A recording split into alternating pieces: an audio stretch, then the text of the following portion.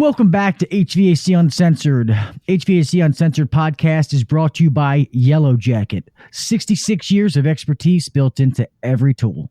I pledge of allegiance to the flag of the United States of America and to the republic for which it stands.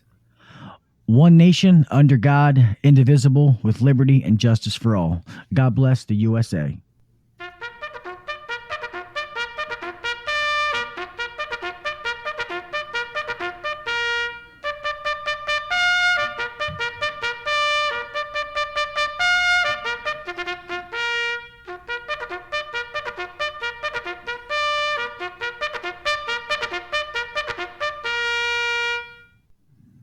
If you're trying to take your HVAC game to the next level, then buckle your seatbelt, crank up the volume, and try not to be offended, because you're listening to the HVAC Uncensored podcast with Gil Kelley and Kelly McKay. Now, here's Gil and Kelley. Oh yeah, baby. Welcome back to the HVAC Uncensored podcast, episode 20. Yeah. Oh, yes. Episode 20, where, you know, we like to... Let's get ready to rumble! the ultimate All right, showdown. Yes, enough of me clicking buttons, guys. Welcome back to episode 20 of the HVAC Uncensored podcast. I am Gil Kelley, yours truly, sitting across my good buddy, Mr. Kelly McKay. What is up, brother? Not much, man. Doing good. Yep. I don't have a whole lot to say just yet. So, well, we got a kick-ass episode. I know that, and it's going to be a good number 20 episode.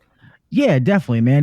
We won't do too much of an intro. You guys know, me and Keller are the same way. We're both busy getting into the swing of heating season, just like everybody else is. So we're fortunate that we're staying pretty steady right now. Like I've said before, if this winter can match, well, not match, but even if it just stays the way it is now and is even close to the summer we had, it's going to be a fucking rock star year. I mean, really. So if that happens, fucking awesome.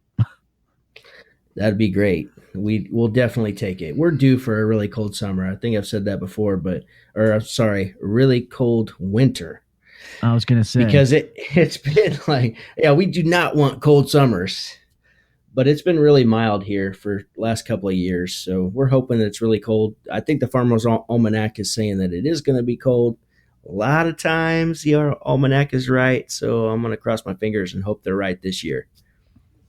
Yeah, I think that's some old fucking douchebag that writes that stuff. Yeah. But I'll take his word for it, because he said it's supposed to be a cold, snowy winter here too. So I know today it's windy as all hell. It's just I was telling Kelly off air that my house is kind of tall, so I mean I'm sitting upstairs and it's just like sound like I'm in a fucking tornado. I'm like, Jesus Christ. My kid's basketball net blew over. I had to drag it into my yard, but it's all good. But all right, man, we're going to get right into it, guys. We normally have been doing, hour plus episodes. We had one a couple episodes ago that was, an hour and a half, and that's cutting audio out of it. So we're going to keep this one short and sweet. We're going to see how you guys like the shorter episodes, but we're going to get in, and we've had some questions about this. And me and Kelly both see them quite frequently, is we're going to get into mobile home units. So just talk a little bit about them. I don't know if a lot of you guys see them. I'm sure some of you do. But just the ins and outs. And talking to Kelly off air, I actually found something that I'll be honest that I didn't know, but I'll let Kelly say that. But sure. Go ahead, Kel. I mean, you want to start it off?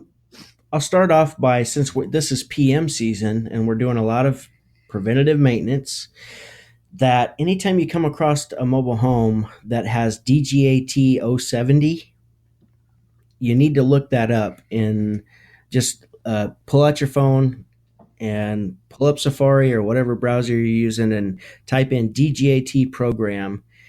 and look it up and make sure that it's not on the recall list. Now, recently they've decided that they're not going to continue that program because we found out that they're not going to keep paying people to replace their heat exchangers and give them the heat exchanger.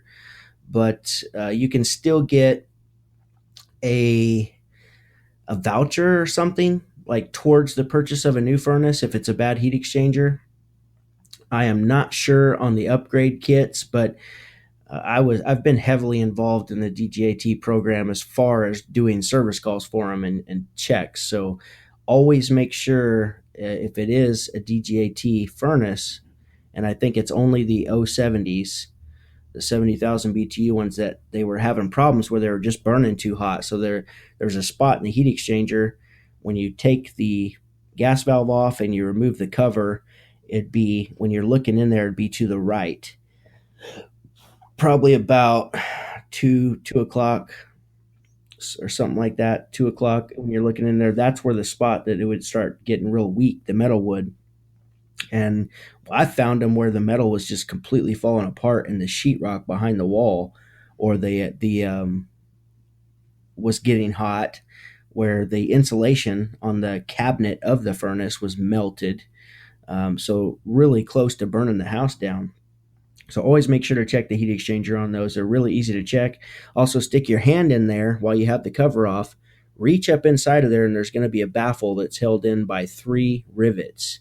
Make sure that all those rivets are stable and none of them have popped loose, because if it's popped completely out, then you have a hole in the heat exchanger. And that's just from excessive expansion and contraction, because I believe they were overfiring these units. Just it was an accident from the factory for whatever reason. So in order to upgrade it, you always have to change the burner orifice, which reduced the BTUs by a couple thousand BTUs. And the upgrade kit was like a stainless steel shield kit that you put inside of there. Anyhow, I've done lots of these. I've replaced lots of those heat exchangers because we have several mobile homes in our area. But always check to make sure if it's a DGAT furnace and inform the homeowner about the situation. That being said, go ahead. No, I was going to say the DGAT is that the model number or the? That's the model number. Who makes that? Coleman or Coleman? Yep. Yeah. Okay. Mm-hmm. I'm not gonna lie. I heard that, but I didn't know it as much in detail as you just said. So I'm learning something here, guys. Too. I know Kelly. He's better. I mean, I've worked on them, but Kelly is better at these than I am. I'll be the first to admit that. I've changed probably 25 of those heat exchangers out. Like, you got to tear everything out and replace it. And I was good at them. Because once you do 3 or 4, you get pretty damn good at them. So, and I could do them by myself all day long, every day. But this program has been going on for several years at this point, and that they've quit. We found another one that had never been looked at, never got checked, despite all of Coleman's efforts to alert everybody of this potential danger. There's still some ones out there that just go unchecked. So always make sure, if you ever see DGAT, check the list. It's like there's like 12 furnaces on that list, and if just search it and the list will pop right up for you. But moving on from that, because we're doing a lot of servicing, maintenance stuff on these mobile homes, one thing that I always make sure to do on every single maintenance or service call, no matter what it is check the evaporator coil. Definitely. Just because it's so accessible. It's a downflow. You just you take 3 screws loose and you can peel the cabinet door back and get your hand in there and brush the coil or spray it down or whatever you need to do to clean it. Always check it every single call because it's just so easy. I know a lot about these mobile homes, so I don't know which direction you want to go. You want to talk for a little bit, Gil, about them? Oh yeah, finally you're gonna let me talk? Jesus. Yeah. No, it's fine, man. I mean, you have more knowledge. I mean, things that I was gonna say is just something that we've noticed, that I've just seen a lot of those, gas pressure way too high, that they've caused them to overheat and cause the cracked heat exchangers. I've just seen where I sometimes I feel like people walk into these mobile homes and I don't I don't know, some techs, I mean, it's not $1 million house, so they don't care as much. And guys, you should. I mean, this is still people's homes, and some of these ones that I do, they're very, very nice. So make sure you're cleaning the blower wheels. You're doing all that kind of stuff. It's I just feel like a lot of guys let things slide, or at least maybe I'll speak for myself. Some of my guys did that, so that's I'll put it that way. I won't put it in generalities, but uh, yeah, and just make You sure know, you. you know. Go ahead. Oh, I was just going to say, oftentimes, if it's if the home's being taken care of and stuff, I mean, honestly, they're probably going to have more free money to spend with your company than somebody in a $200,000 home. Yeah, I agree with that. Because too many times, how many homes, like we just did one over the summer, and I didn't run a lot of service calls over the summer, but there was like 2, 3 weeks where we just had to. And we go into this house in a really nice neighborhood, and it's probably, I don't know, at least a $200,000 home. That may not be a lot where you're from. I don't know, but it's a lot here where I'm from. It's And it's you not go here, but in, yeah, yeah, I know different parts of the country, it's ridiculous what you get for your money, uh, but this is a nice big home, and there's just not shit inside the home. Like he's got a couch, a TV, and that's pretty much it. I guarantee you he was house poor. So that's what my point of the story was. Is a lot of people are house poor. They get into this big house, and it takes everything they got to just make that mortgage payment every month. Where sometimes, you know, honestly, my ideal customers are not those people. It's the people who know how to manage their money and live in a smaller home. They don't live above their means. They live within their means because they're gonna appreciate the money savings from the higher efficiency equipment and stuff like that, which leads me into mobile home replacements. We have only sold I have not sold an 80% mobile home furnace in probably 5 years, maybe longer. Because I figure you got to change the roof jack. That's the assembly. I'd never recommend replacing a mobile home furnace without replacing the flue assembly at the same time, because what happens is the inner pipe rusts out, and then you start leaking flue gas into your combustion air, which suffocates the flame and it causes all kinds of problems. So anytime we did replace one, we always put in a new roof jack as well. And they're kind of a pain, especially if you're doing it during the wintertime, because your shingles, the flashing up on the roof, the shingles are all stiff, and it's a big ass flashing. So you got to peel up quite a bit of shit. And a lot of times the shingles want to snap on you when they're cold. yeah, they're a So, pain in the ass. pain in the ass. So we've only done 95% units for mobile homes. I didn't And even know. I don't mean to interrupt you. Talking to yeah, Kelly, I'm not even gonna lie. I didn't know they fucking existed. I've always went back with 80%ers. I didn't know that 95% mobile home unit furnaces existed until 20 minutes ago when Kelly told me. So yeah, you just have to order a flue kit with it. It's structured just like the mobile home furnace, but it's just a 95%er instead of an 80%er. So it's not like we're just taking a train 95%er and putting it in there. No, that's not going to work. But it you just have to buy a flue kit with it. You jump on the roof once you tear out your old furnace, and then you take the three tabs loose or cut them that hold the inner pipe inside of your roof jack, and you remove that inner pipe. Now that gives you room to use the existing roof jack, the existing pipe, for your flues, for your intake and your exhaust. And you buy a roof jack kit, a flue kit, and it just basically what you're buying in that is the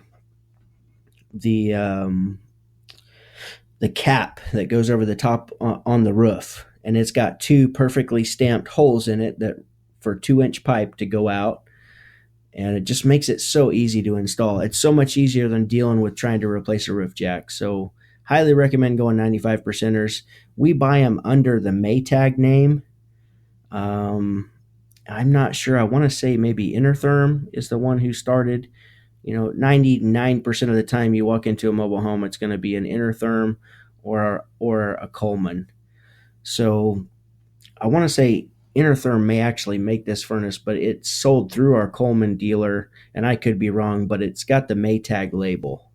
And I've also heard of one called Revolve, and I think it might be, and that's a nicer version, I think, but I have not even seen one. I've only heard it from my guys who have seen one, and it's only been like two that we've ever seen.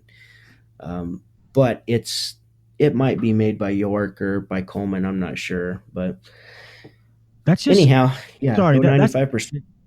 I'm sorry. Yeah, that's just good to know because I mean, obviously, when we always talk about selling is in that you want to have options, and I always felt like I really couldn't give those people options. It was just here's the price, take it or leave it kind of deal. So I'm actually pretty excited to know about these. I'm gonna talk to my supplier Monday about if I can, Oh yeah, about get these because we have quite a few mobile home parks that we deal with, and people always say they want to upgrade or prime example of sure. what Kelly just said. These people, they still want nice equipment, and I always thought that I only had one option to give them. I'm kind of pissed that my supplier never said anything, but Yeah, I can't believe that. Yeah.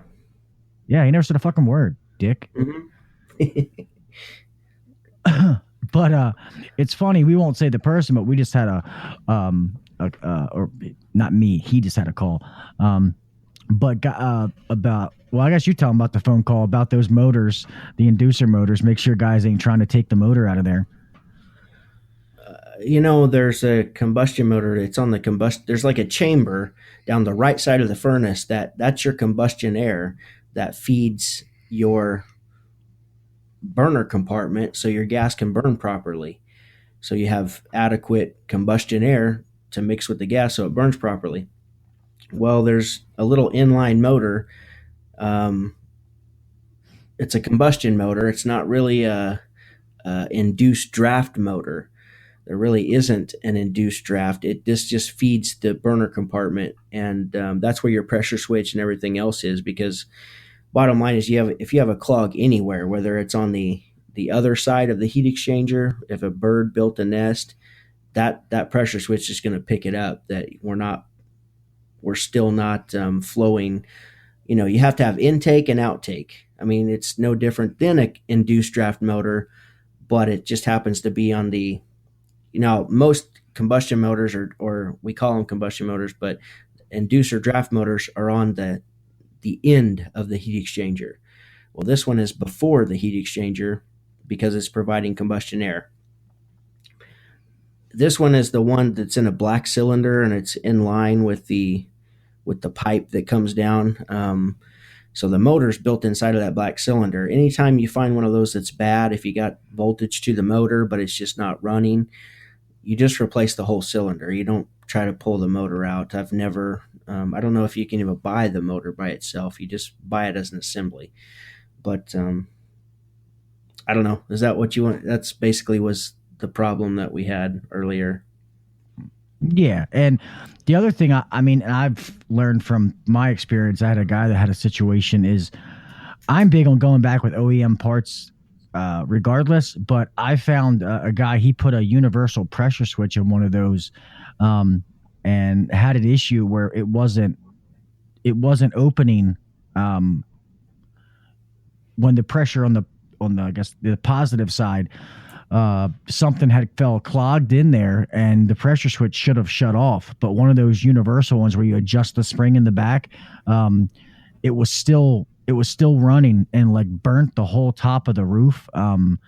It was Really? yeah, it was pretty rough, and come to find out that's what caused it. I just replaced one of those pressure switches just a week ago. That makes me concerned. But as soon as I replaced it, it was a 0.2 inches water column, and my universal, that's what it came from the factory set at. I mean, you'd have to adjust it from there. So I just left it at the factory setting, and it worked just fine.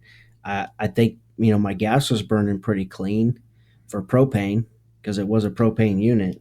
So there's normally a little more yellow, in propane when it burns, but it was still pretty darn clean. So Yeah, hopefully this it's okay. yeah, this is the first time that we've ever had that issue, and um, I'm not gonna lie, I just saw the aftermath. I wasn't really involved in the process, but I just know it was down to the Yeah. pressure switch, and it was something to do with the positive side. So I guess it was set low enough that it was, obviously it was able to pull it in Yeah. to close it, but when that other pressure on the other side got messed up, it wasn't. I guess it was far enough up that it wasn't closing or opening the switch to turn the unit off. Um, yeah, and just caused a problem. So I don't know. Maybe it was a Yeah, fluke. sure. I mean, that Yeah. guy when he worked here was a dipshit, so it wouldn't surprise me. Um, I got one more note before I forget. When it comes to mobile homes, is that if it's an air handler unit with a heat pump setup, you cannot go anything above a 3.5 ton in a mobile home for a heat pump situation. So if it's total electric and it requires a 4 ton, don't do it, because the way the duct system is set up in those, you're going to have nothing but trouble. And I've talked extensively with my reps on this, because he had a guy that was like, "Oh, screw it, I'm going to try it and see what happens." And sure enough, he had nothing but trouble. He wound up having to change the entire duct system out to make it work. So 3.5 ton is the limit. Don't go above that on heat pumps. There's just hmm. you just the unit, the way the ductwork is structured, you cannot force enough air through it to not have high pressure switch problems during the winter. Yeah, I don't know. I haven't ran into that situation, but that's definitely good to know. Do you still see a lot of the old ones where they were just like straight AC with just straight electric heat? Not very often. Not We very often, but once in a while. Yeah, we have a complex that they still have. That's the complex I was telling you, where the owner of the place is a slumlord. It's Yeah. just a drug ridden, shitty place. But those things, man, some of the like utility bills those people pay. Oh, dude, crazy. my house is like 10 times the size of yours, and my fucking utility bill doesn't cost that much. It's just they're just so fucking inefficient. Um, and And like we we used have to set, always have problems with the yeah. heaters. Yeah, we have several just customers in just for regular homes that have been using like 20, 25 kW strip heat, only to heat the house, that they don't have heat pumps. So anytime I come across that and we're given a bid or a quote or something, I always tell them the way I explain it.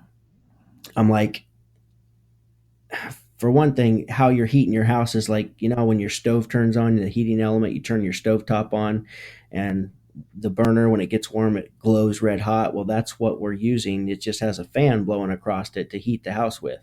Well, one of those,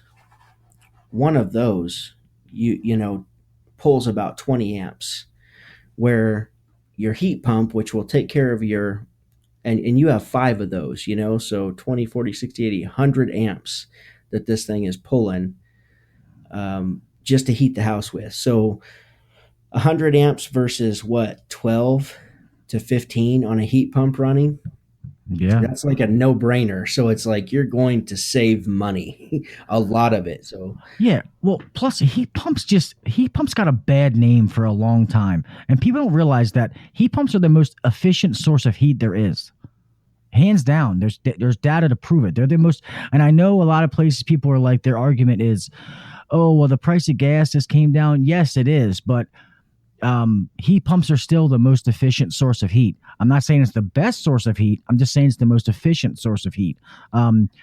So, like Kelly's just saying, why not, you know, have a heat pump and then put some electric heat on it? And it's just, you're going to end up getting the same output for a lower cost. It's going to be just more efficient overall. It a makes lot more sense, because that's efficient. what we've done with some of these people when they replaced. We've put in the heat pump ones and just lowered uh, their electric heat. Oh yeah, it'll completely pay for itself in like 2 winters, because these people are used to paying $400, $500, $600 electric bills during the winter. Oh God, I that's mean, crazy. just unreal. So you're cutting their like they're going to save a shit ton of money. I love going to bids where you find that that's all they have is all electric, and they may not even know what a heat pump is. Yeah, well, especially when you go there and say you're like the third guy on the bid, and the other two guys, all they did was just price them up the same electric stuff, and you bring up the heat pump, and you're like fucking Jesus. They're like, Ah, oh, they'd have to be assholes to do that. But I'm not yeah, saying they're not out there. So yeah. Well, I see that. I mean, with any equipment, like when I replace something, and I go in like, oh, it's a 2-ton system with a 70,000 BTU furnace. I always double check before I just because say some guy fucking 20 years ago made a fucking mistake. You're just going to keep going off of his same fucking mistake. I mean, first of all, ask the customer, does this work when it's real cold out? Does this work? If they say no, hey, red flag pops up. But a lot of times quickly, I'll just measure the house, figure out the square footage and be like, oh, I have different charts and things and stuff like that I can use to be like, well, hey, they kind of, without doing a full, load calculation if I don't need right. to at least know I'm in the ballpark. Like I went to a guy the other day, he had a 100,000 BTU furnace with a ton and a half air conditioning on this little. It was just Shit. a little one floor rancher, like no basement, just a slab house. And I was like, 100,000 BTU furnace is like way too much. I think when I did my little load calculation, he called for like, he was in between needing a ton and a half and 2 tons. So I went up to a 2-ton. And as far as gas furnace, he needed like, I think it was like 63,000 BTUs, and I put in a 70. So, I mean, so now he's going to have a better unit, uh, more efficient. It's going to be able to do the job, and he's not just wasting fucking, Yeah. gas or Just wasting energy, gas. Yeah, you know? absolutely. Yeah. So We see that it's a lot. We crazy. have a lot of oversized furnaces. I mean, it seemed like during the 70s and even maybe in the early 80s, people really oversized shit, man. I don't understand Well, I what the think deal was. Well, I think it's because things were so inefficient. So Hmm. when you put in those old natural draft systems, I mean, yeah, they might be 100,000 BTUs, but probably a third of that was going up the flue pipe. So I think that's how people compensated for the inefficiencies. So now that you have these more efficient systems that are actually putting more of that heat in the house, you don't need to have it oversized. I mean, you can put in what it needs and it'll serve the purpose. Yeah, I mean, I know that those cast iron burner units, if it's got cast iron unit, cast iron burners, and I've even seen them with cast iron heat exchangers. I mean, those are like probably 50% efficient because it takes so long to heat the metal up. It just extremely inefficient. But I don't know, man. They by the time they were selling those, they were at least 75% efficient, and we see it all the time, like 120,000 BTU furnace in a freaking 1,000 square foot house. It's like, come on, inefficient or Yeah. not, this is way too much. So, Yeah, true. That's way too much. and normally And it's hooked to like a bunch of 4-inch ductwork on top of that. yeah, it's just guys, bigger isn't always better. I mean, there's No, formulas to figure out what size things need to be for a reason. It's not just that's why we don't go. Even though there is some guys, you just don't put a 5-ton AC in everything. I mean, because that's why they make a 1-ton, a ton and a yeah, half, yeah. 2-ton. Well, a ton and a half. I don't think they don't make 1-ton.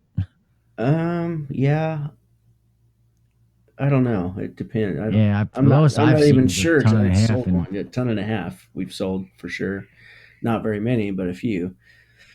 But yeah, back to mobile homes. I don't know what else I should cover on that. yeah, I mean, I guess it's just know that you have options, and that's a big thing, like Kelly said about checking those up, checking those out. That one, what is it, DGTA? You said DGAT.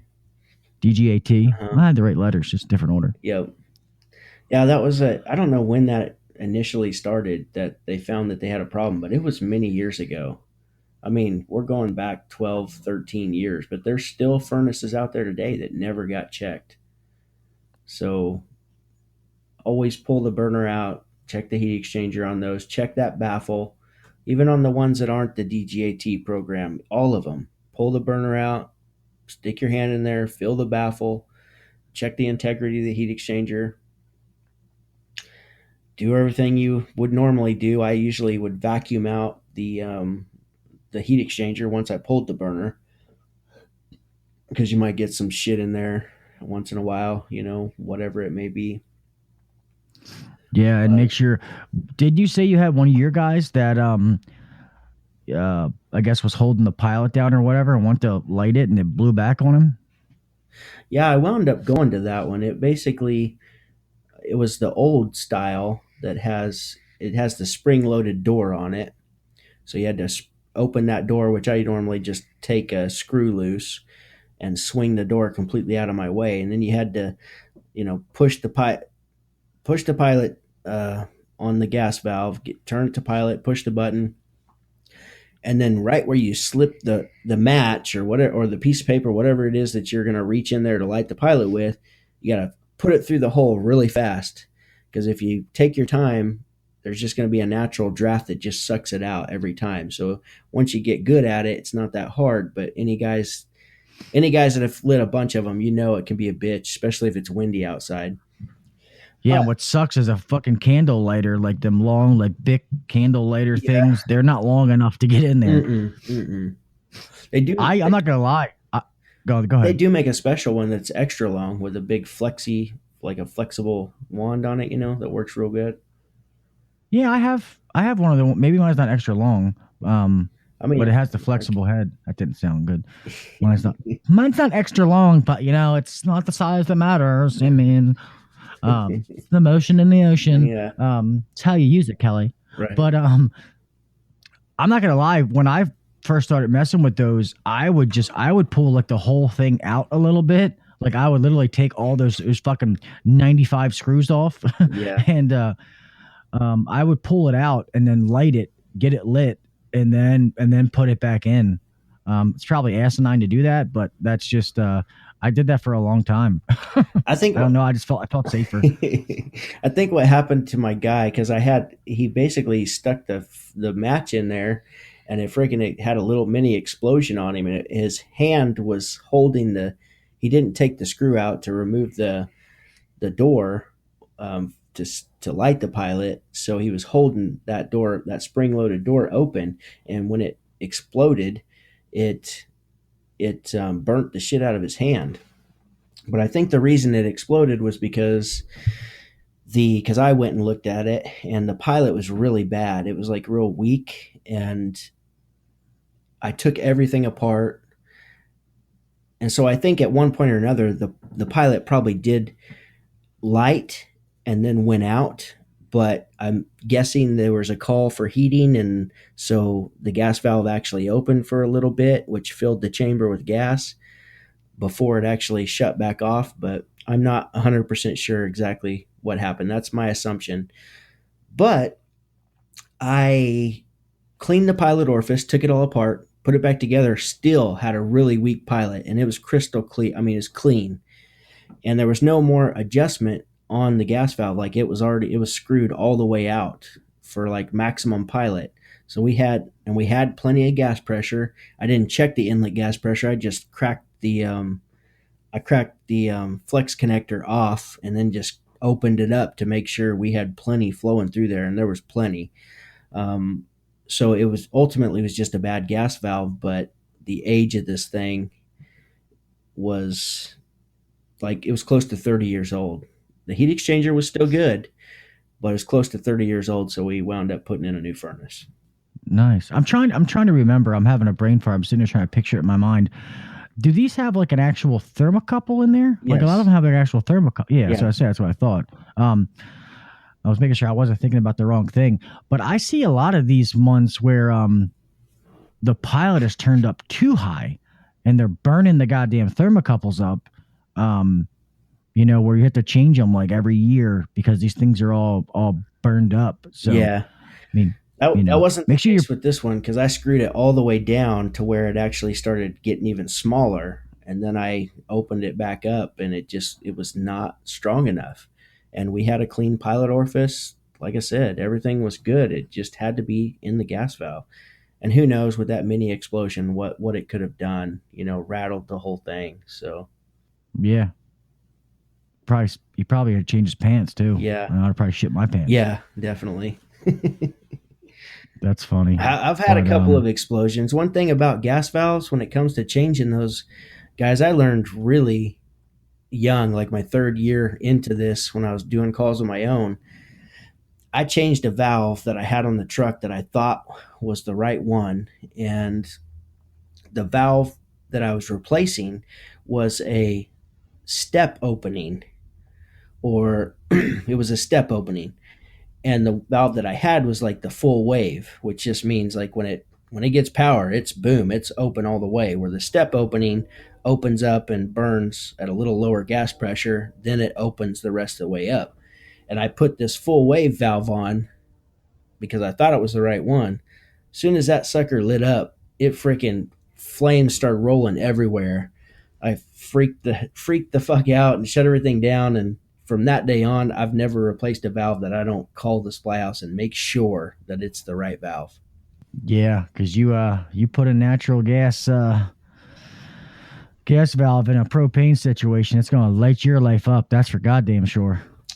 Yeah, this was just it was all natural gas. It was just a different opening style valve.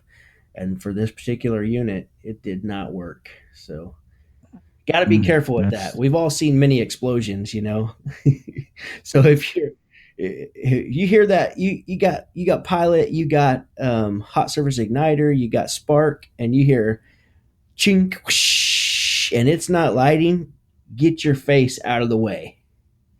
Yeah, fucking right. I don't want to burn my luscious beard off. No. Yeah, this is like unreal. Well, it's related but different. Back in the day when I used to do kitchen equipment, we did Domino's, like their conveyor pizza ovens. Yeah. And sometimes they would shut down stores and like take one pizza oven and want to put it in another location. Well, we hooked it up, and it's more our fault because we should have checked it. I mean, well, I came later on as it was almost hooked up, but it still should have been checked. But they were it was a natural gas one that they were putting in a propane, and these guys started that thing up. Kelly, I shit you not. This explosion fucking like blew the doors off of it. I mean, the big glass is in the front. It wasn't glass. It was almost like a thick plexiglass, but these things like bubbled. It was like, boom, boom, boom. They were like fucking going back and forth. It was so fucking loud. And the guy who turned it on, I so wish I could have a picture of his face because his face was fucking priceless. His eyes were like, so I don't think you can even open your eyes that big if you're like holding them open. They were so big, and the look on his face was like, what the fuck? Like, and I was like, what'd you do? He's like, I just turned it on. And then after we got to checking, I was like, dude, this is a fucking, natural gas furnace. They got propane here. And the owner was like, you fucking idiots. I'm like, dude, we just sent the one that they fucking brought here. I mean, but yeah, that was fucking crazy. Oh, I've had gas like for whatever reason, I can't even remember the call, but where it ignited like out in front of me to where it like singed my eyelashes. Just I don't know, just got to be careful with gas, guys. It's one of those things that with natural gas, it'll a small leak, it just dissipates into the atmosphere. It's not going to sit there and accumulate. And that's what that particular one was. But I had cracked the line open or something for a second, and then, tightened it back up, and then went right back in to lighten the pilot, and whoosh, just a little flash right in front of me where there was some gas hanging out in the air. But with propane, it's heavier than air, so it's going to fall straight to the floor, and it'll fill a whole room up. And then all you need is an ignition source, and kaboom. Yeah. Propane's volatile gas, man. I mean, and it runs at a lot higher pressure. So, I mean, you got to be careful with both. Yeah. But, I mean, and normally, I mean, you should be able to smell it. I mean, but just definitely be careful, guys. And one thing that I always say on any piece of equipment is doing a maintenance. If it's your first time there, check the gas pressure. Don't assume that it's right. That's just how I feel. If it's something you've been out on and you know that you adjusted it last time, then maybe you don't have to. I'm just real big because sometimes things happen where that pressure could have got off. The regulator farther down the line is going bad, and you go to fire that thing up and kaboom. So just cover all your bases, guys, and just make sure you're safe. I've seen that a lot with the Honeywell ream valves. You know, the ones that have the little kind of roundish button that just, and it kind of normally like a blondish colored body on them. Those valves, if those like several times where if the house is sat for a while being unused, like it went through a couple seasons because, you know, whatever the reason, it was for sale or something. And then when the new owner gets it and I'm there to check it out, I've seen a lot of those where the gas pressure is way off, where it starts tripping high limits, rollouts, whatever it can trip, it trips because the gas pressure's, 5.5 inches or something, and it's only supposed to be 3.5. So always keep that in mind. Yeah, I've seen that happen. I had a thing the other day. I'll ask you real fast if you've seen it. It was a carrier furnace. It was a 2-stage, but it's propane. I went out there with a gas valve because my guy said he thought the gas valve was bad, and ended up the gas valve was fine. But when you looked at the burn, the first burner where it lights up had like a goofy flame. I ended up finding out I had to clean the orifice out. It was almost like the first two had almost like a wax buildup. And then I remember that I've seen that inside of a couple of propane gas valves that I've taken out. It almost looked like earwax. Really? I don't think I've really seen that. Yeah, and I've never seen it either. And I don't. If any of you guys know what that is, I mean, please feel free to comment this, whether you're watching or listening on YouTube or you're in the Facebook group or wherever. I was like, man, what the fuck is that? And I just thought about it the other day when I did that, and I cleaned it out. I literally unscrewed it and took like a little brush in there, and then I used like a paper clip, and everything was fine. I did have to adjust the gas pressure down. I think it was supposed to be, I forget what it's supposed to be. I think it was like 5.5 on low pressure and like 11 on high stage. Right. Yeah, that was just weird. So I don't know if anybody's ever saw that, but we said we were going to keep this short. So let's start to close this out, my friend. Sounds good. I normally keep a piece of thermostat wire in my tool bag just for reaming out orifices if for some reason the flame's acting funky for some reason. But anyhow, yeah, going to keep this one short, guys. I appreciate everybody. Each and every one of you guys are truly awesome. Thanks so much for your support. You're the reason that we keep doing this. It's definitely not the money. It's definitely not any other reason besides the fact that we do enjoy it. But the bottom line is, if we didn't have listeners and nobody cared, then we wouldn't continue to do it. So thanks so much.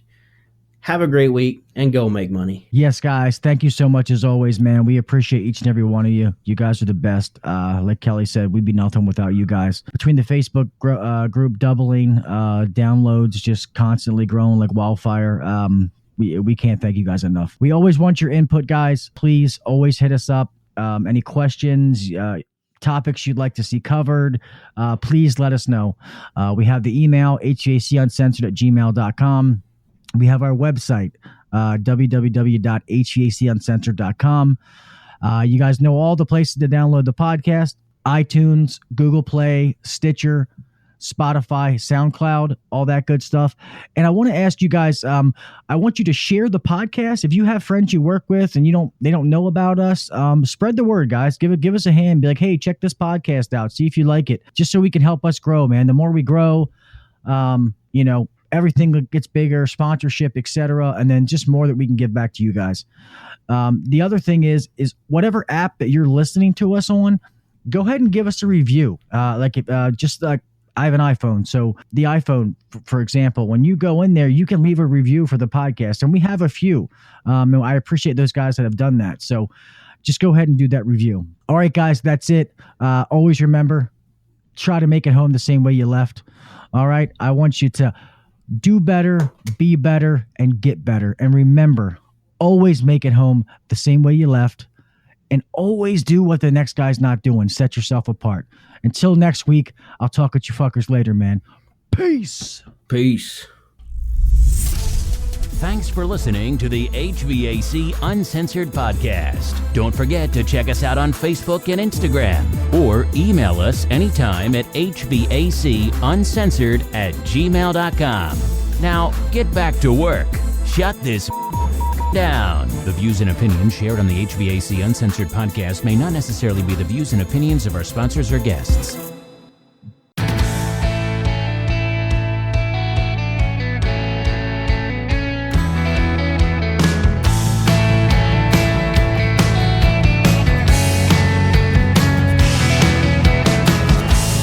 What's the use of getting up to brew the coffee, fill the cup, only to stand yourself aside and settle for a safer ride? I kinda like it when you start to realize you cannot hide it, the flame burning in your eyes.